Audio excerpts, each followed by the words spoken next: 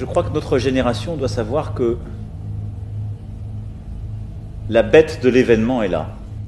Inattendue, implacable.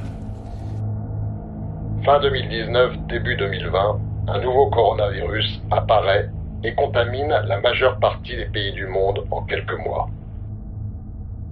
10 ans plus tôt, Jacques Attali annonçait qu'une pandémie déclencherait une peur structurante, contraignant les pays et les peuples à accepter le nouvel ordre mondial.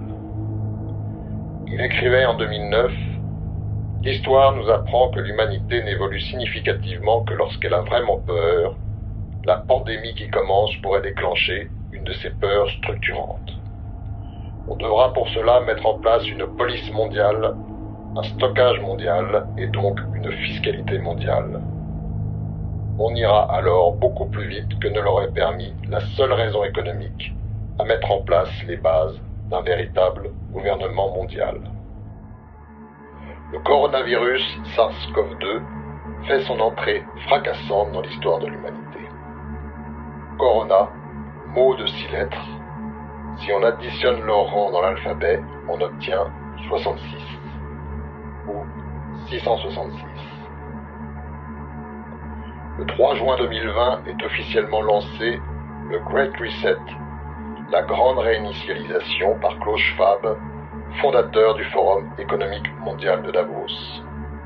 Le 3 juin, le 3-6 ou 666. Coïncidence ?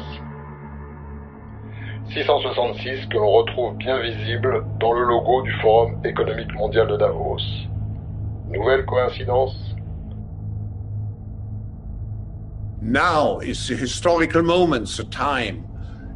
We need a great reset. Les choses ne reviendront jamais à la normale. Klaus Schwab, fondateur du Forum de Davos.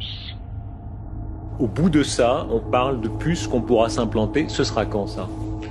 Certainement dans les 10 années à venir.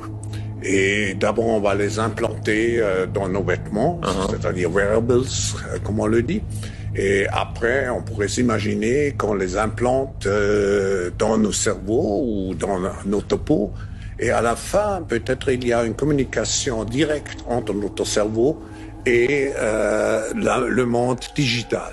Ce que nous voyons, c'est une sorte de fusion du monde physique, digital et biologique.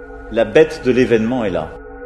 Je pense, même si ce n'est pas un souhait, que Elon Musk a raison et que nous accepterons massivement dans quelques temps, pour nos enfants et nos petits-enfants, l'implantation de microprocesseurs dans leur cerveau pour les rendre égaux et leur permettre de lutter, d'être complémentaires avec l'intelligence artificielle.